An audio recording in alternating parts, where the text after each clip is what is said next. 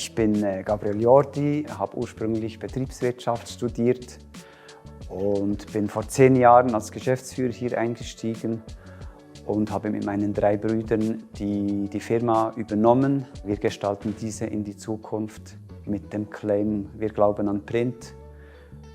Das ist eine Herzensangelegenheit und das geschieht in der 5. Generation, also schon seit über 125 Jahren sind wir hier gemeinsam unterwegs als Familienunternehmen. Wir beschäftigen 75 Mitarbeitende. Wir leben in einer spannenden Branche, die zwar etwas kleiner wird, aber doch auch sehr viel Potenzial hat, dass man die gut bedient und dass man da aus Print was Schönes und was Wirkungsvolles macht.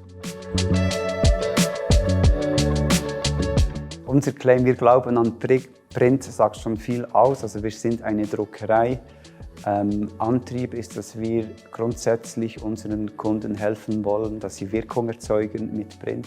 Und das gliedert sich auf in 4 Bereiche. Einerseits in hochwertige Drucksachen, also wo wir sehr komplexe, ausgefeilte Produkte kreieren mit Veredelungen, mit speziellen Stanzungen, Heißfolienprägungen, Spezialformate und so weiter. Also wir versuchen das Möglichste herauszuholen. Das zweite Standbein sind Zeitschriften.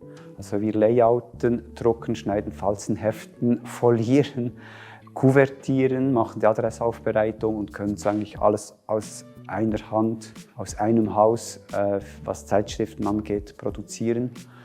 Und gekoppelt oder vielleicht auch verwandt sind Mailings als drittes Standbein, wo wir das Auge legen auf individualisierte Produkte, also die Individualisierung, das persönliche Ansprechen von Kunden und so die Wirkung erzeugen oder erhöhen mit Printmailings. Das 4. Standbein ist unsere Prinzessin mit TZ geschrieben. Das ist unsere Online-Druckerei und wo wir alles, was Standarddrucksachen abdecken, nicht in schlechterer Qualität, hat man manchmal das Gefühl, dass online bestellte Ware schlechter wird. Das geht alles hier bei uns durch die Produktion und ist die genau gleiche Produktion, wie wenn man über Jordi bestellt.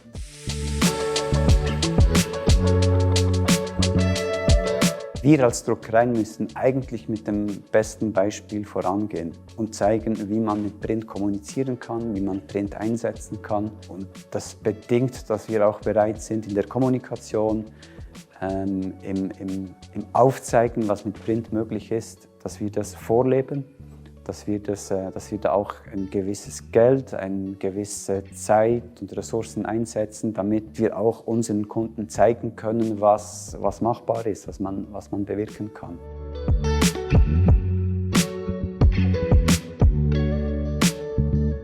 Ich würde sagen, die letzten 10 bis 12 Jahre waren die turbulentesten Jahre. Also das hat einerseits, was die Branche angeht, Digitalisierung, Veränderungen, also von außen her viel Veränderung, aber auch Veränderungen im Bereich der strategischen Ausrichtung. Also wir haben in den letzten 20 Jahren sehr viel ausprobiert. Wir haben Leistungen angeboten wie Grafikdienstleistungen, Webentwicklung, Social Media Marketing, Abo-Services und das hat dann vielleicht 3–4% am Schluss des gesamten Umsatzes ausgemacht. Und dann mussten wir sagen, hey, unser Kerngeschäft, das, was wir gut können, das, was uns ausmacht, das ist das Printgeschäft. Und das hat dann, ja, vor gut 6 Jahren war das eine Art, also wir haben einen Schalter gesetzt, wir stehen für Print, wir wollen bekannt sein für Printprodukte, für wirkungsvolle Printprodukte und wir wollen dafür kämpfen, dass Print einen Platz hat im Kommunikationsmix in einer hochdigitalisierten Welt.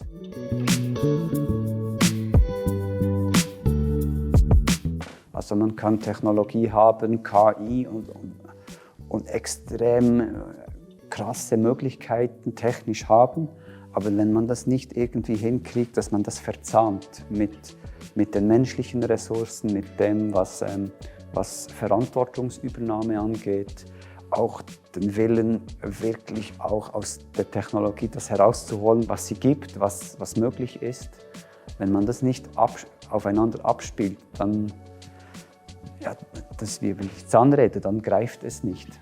Und deshalb finde ich das sehr, sehr wichtig, dass man da den Faktor Mensch auch mitnimmt auf die Reise.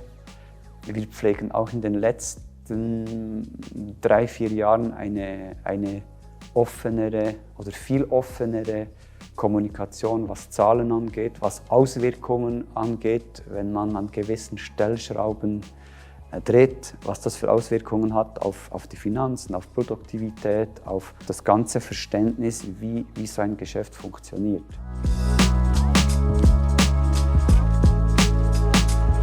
Wenn ich schaue, wie es bei uns ist, dann sind wir überdurchschnittlich unterwegs. Das ist erfreulich.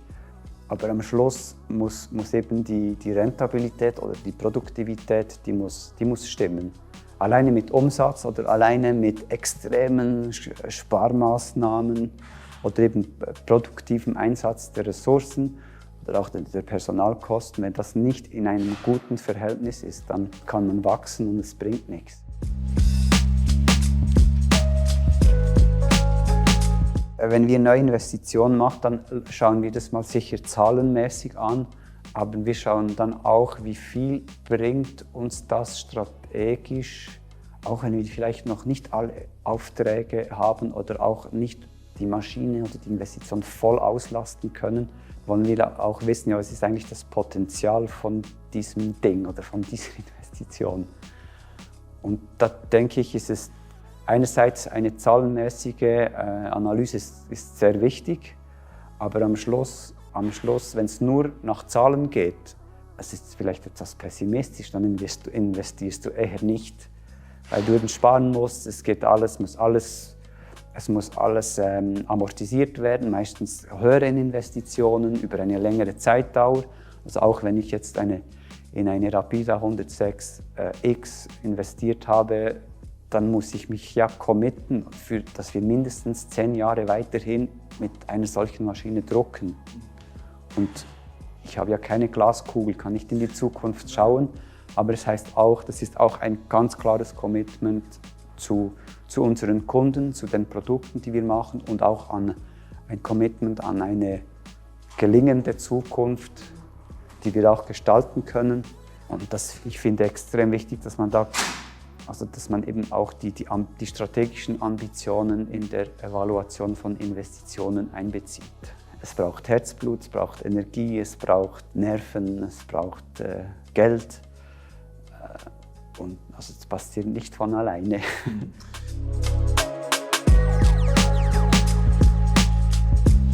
Gerade bei einer so großen Investition, die doch auch die Zukunft prägt, dann haben wir 4 Ebenen oder Sichten definiert, die wir alle mit verschiedenen Fragen, wo wir dann auch entsprechend dann Antworten suchen.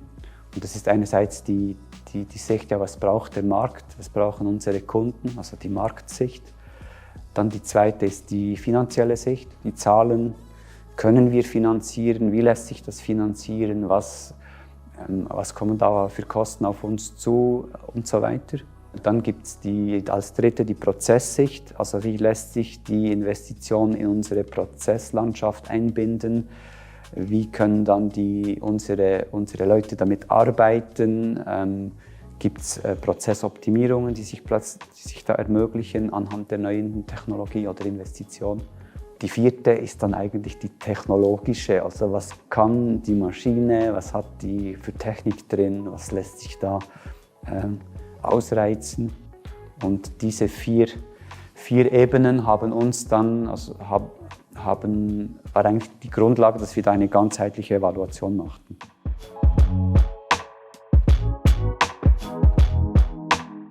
Und dann stelle ich mir die Frage, was sind jetzt am Schluss die Kriterien, die Killerkriterien? Mit welchem Kriterium will ich dann die Entscheidung treffen? Und das ist dann unterschiedlich. Oft sind es dann eher weiche Faktoren, wie ist die Zusammenarbeit, wie ist der Service-Level, wie ist die Beziehung zum Lieferanten, also wie arbeiten wir zusammen. Dann sind solche Faktoren, die dann mitentscheiden. Wir haben auch, also bei der Evaluation sind wir tief reingegangen, also wir wollten auch wissen, was die Maschine hergibt. Wir hatten sehr viele Fragen, wir haben auch Fachleute mitgenommen. Also es ist auch eine Beziehung, wo man sich gegenseitig challenged. Also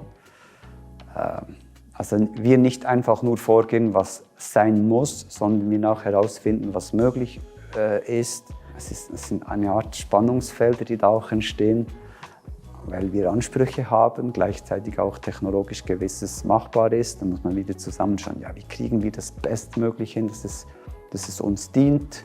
Und da ist König und Bauer ein guter Partner, wo man diese Möglichkeiten zusammen versucht auszuloten. Und es ist auch ein Partner, der uns dann sagt, ja, hier, jetzt müsstet ihr euch eigentlich bewegen.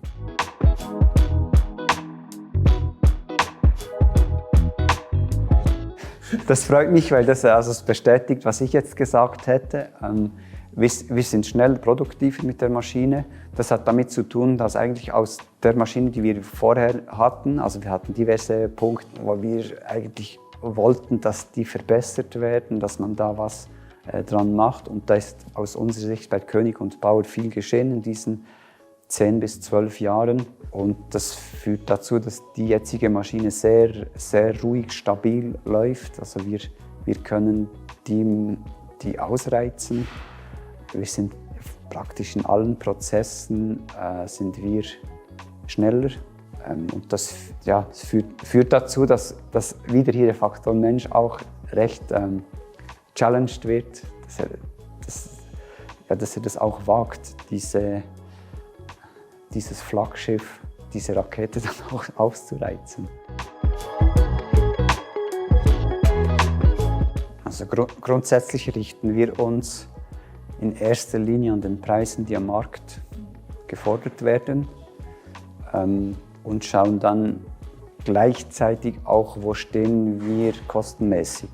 Und da haben wir unsere Berechnungen gemacht, und wenn wir dieses Niveau halten, das wir jetzt schon haben, und ich sage jetzt mal nicht große Einbußen haben, was Umsätze angeht, dann ist die Maschine profitabel. Also dann ist die Rentabilität gegeben.